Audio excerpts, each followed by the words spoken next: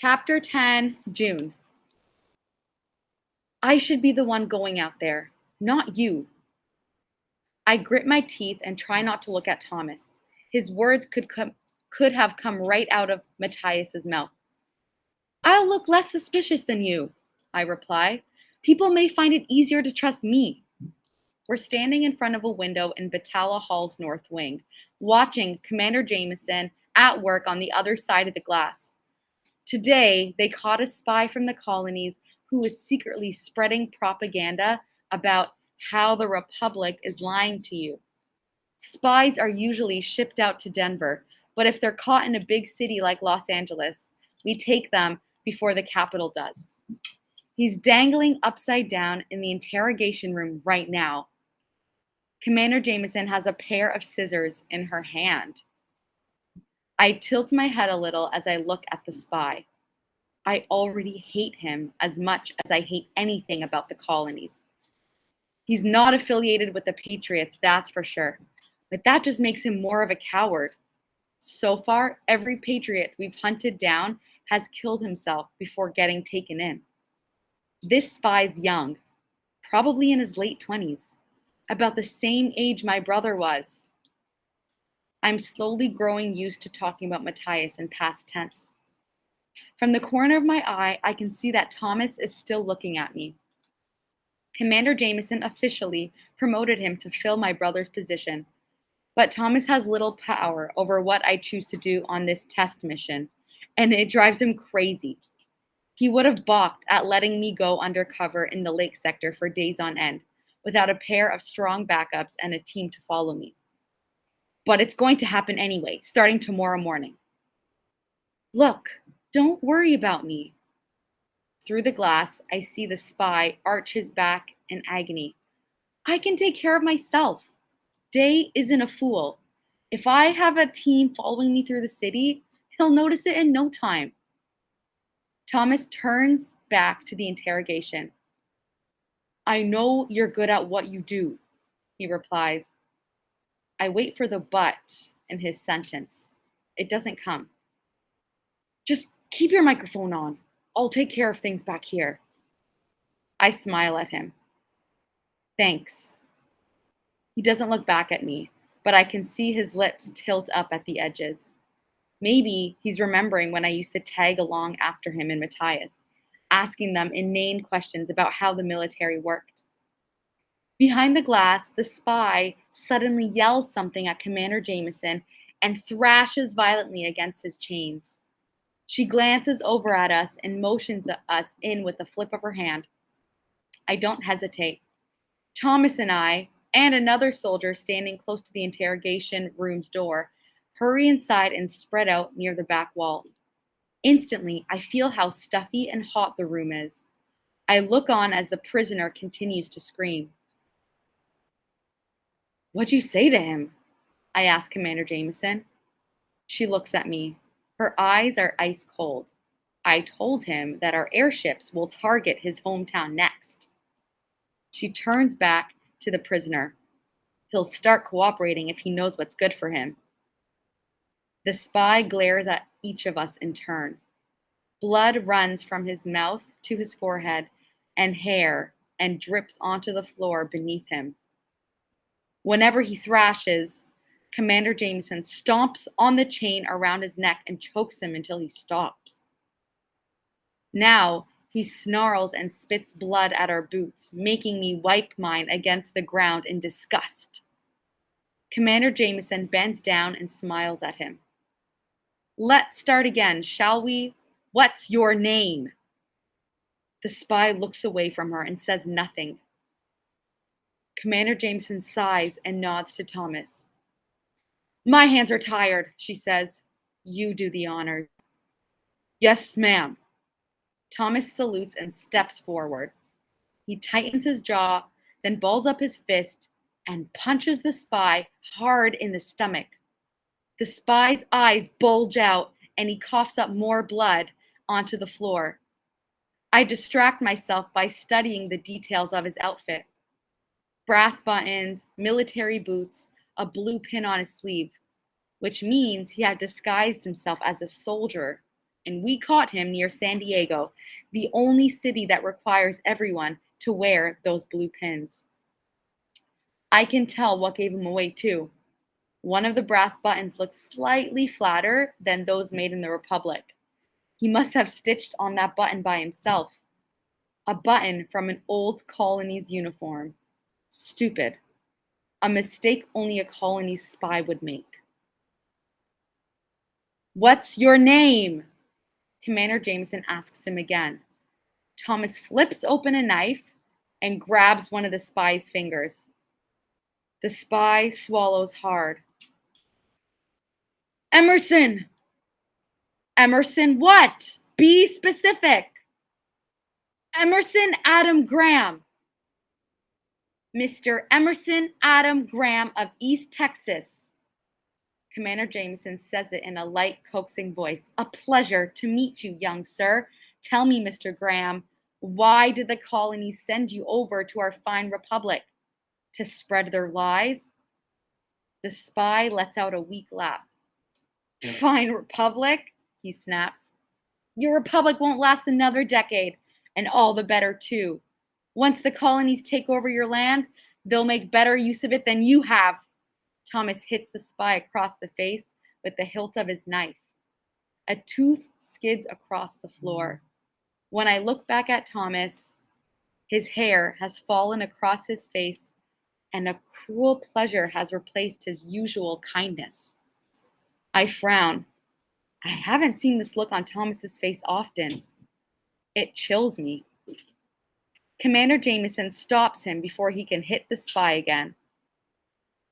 "It's all right. Let us hear what our friend has to say against the Republic." The spy's face is scarlet from hanging upside down for too long. "You call this a republic? You kill your own people and torture those who used to be your brothers?" I roll my eyes at that. The colonies want us to think that letting them take over is a good thing, like they're annexing us or doing us some kind of favor. That's how they see us, a poor little fringe nation, as if they're the more powerful one. That idea is that idea is in their best interest after all, since I hear the Floods have claimed much, much more of their land than ours. That's all it's ever been about. Land, land, land. But becoming a union, that has never happened, and that will never happen. We'll defeat them first or die trying. I'll tell you nothing. You can try as hard as you want, but I'll tell you nothing. Commander Jameson smiles at Thomas, who smiles back. "Well, you heard Mr. Graham," she says. "Try as hard as you want." Thomas goes to work on him, and after a while, the other soldier in the room has to join him to hold the spy in place. I force myself to look on as they try to pry information out of him. I need to learn this, to familiarize myself with this. My ears ring from the spy's screams. I ignore the fact that the spy's hair is straight and dark, like my own, and his skin is pale, and his youth reminds me of Matthias over and over again. I tell myself that Matthias is not the one whom Thomas is now torturing. That would be impossible. Matthias can't be tortured. He is already dead. That night, Thomas escorts me back to my apartment and kisses me on the cheek before he leaves. He tells me to be careful and that he will be monitoring anything that transmits through my microphone. "Everyone will keep an eye on you," he reassures me. "You're not alone out there unless you choose to be."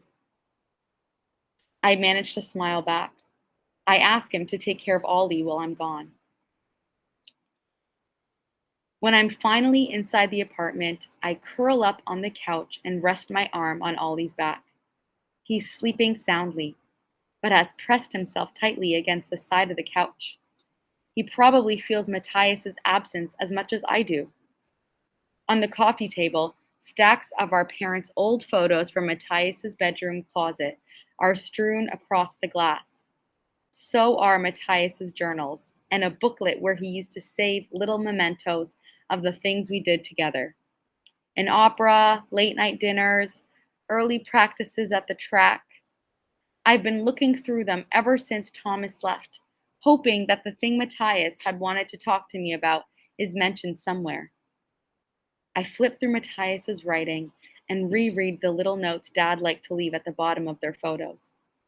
The most recent one shows our parents standing with a young Matthias in front of Batala Hall.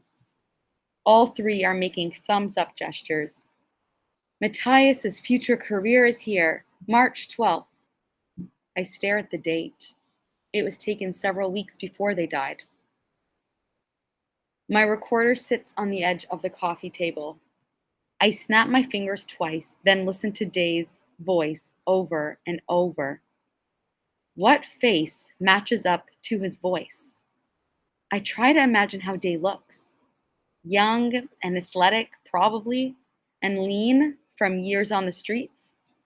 The voice sounds so crackled and distorted from the speakers that there are parts I can't understand. Hear that, Ollie?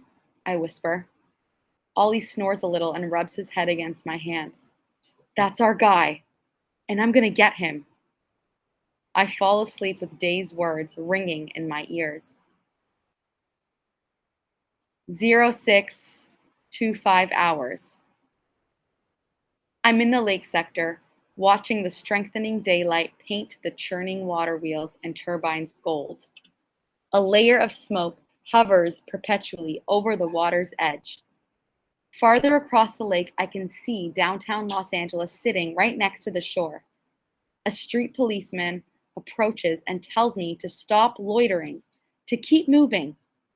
I nod wordlessly and continue along the shore. From a distance, I blend in completely with those walking around me. My half-sleeved collared shirt came from a thrift emporium at the border between Lake and Winter. My trousers are torn and smeared with dirt. My boots' leather is flaking off. I'm very careful about the type of knot I use to tie my shoelaces. It's a simple rose knot, something any worker would use. I've pulled my hair back into a tight, high ponytail. I wear a newsboy cap over it. Day's pendant necklace sits snugly in my pocket. I can't believe how filthy the streets are here. Probably even worse than the dilapidated outskirts of Los Angeles. The ground sits low against the water, not unlike the other poor sectors, which all seem to look the same, so that whenever there's a storm, the lake probably floods all the streets lining the shore with dirty, sewage-contaminated water.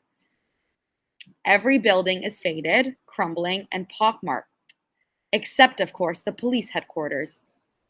People walk around, trash piled against the walls as if it isn't even there. Flies and stray dogs linger near the garbage, as do some people. I crinkle my nose at the smell. Smoky lanterns, grease, sewage. And then I stop, realizing that if I'm to pass as a lake citizen, I should pretend to be used to the stench. Several men grin at me as I pass by. One even calls out to me. I ignore them and keep going. What a bunch of cons. Men who had barely passed their trials. I wonder if I can catch the plague from these people, even though I'm vaccinated. Who knows where they've been? Then I stop myself. Matthias had told me never to judge the poor like that. Well, he's a better person than I am, I think bitterly. The tiny microphone inside my cheek vibrates a little. Then a faint voice comes from my earpiece. Miss Iparis, Thomas's voice comes out as a tiny hum that only I can hear. Everything working? Yup, I murmur. This little microphone picks up my throat's vibrations. In Central Lake now. I'm going dark for a bit. Got it, Thomas says, and his side falls silent. I made a clicking sound with my tongue to turn off my microphone. Some pretty advanced technology. I spent I spend most of this first morning pretending to dig around in the garbage bins. From the other beggars, I hear stories about plague victims, which areas the police seem most nervous about and which have started to recover. They talk about the best places to find food, the best places to find fresh water, the best places to hide during hurricanes. Some of the beggars look too young to have even taken the trial. The youngest ones talk about their parents or how to pickpocket a soldier, but no one talks about day. The hours drag on into evening, then night. When I find a quiet alley to rest in, with a few other beggars already asleep in the garbage bins, I curl into a dark corner and click my microphone on. Then I take out Day's pendant necklace from my pocket, holding it up slightly so I can study its smooth bumps. Call, calling it a night, I murmur. My throat barely vibrates. My hearing piece crackles faintly with static. Miss Icarus, Thomas says. Any luck today? Nope, no luck. I'll try some public places tomorrow. Okay, we'll have people over there 24/7. By people over here 24/7, I know Thomas means he's the only one there listening for me. Thanks, I whisper, going dark. I click my microphone off. My stomach rumbles. I pull out a slice of chicken I found in the back of a cafe's kitchen and force myself to munch on it, ignoring the slime of cold grease. If I need to live like a lake citizen, I'll have to eat like one. Maybe I should get a job, I think. The idea makes me snort a little. When I finally fall asleep, I have a bad dream, and Matthias is in it. I find nothing substantial the next day or the day after that. My hair grows tangled and dull in the heat and smoke, and dirt has started to coat my face. When I look at my reflection in the lake, I realize that I look exactly like a street beggar now. Everything feels dirty. On the fourth day, I make my way to the rim of Lake and Blue Ridge and decide to spend my time wandering through the bars. That's when something happens. I stumble into a skiz fight.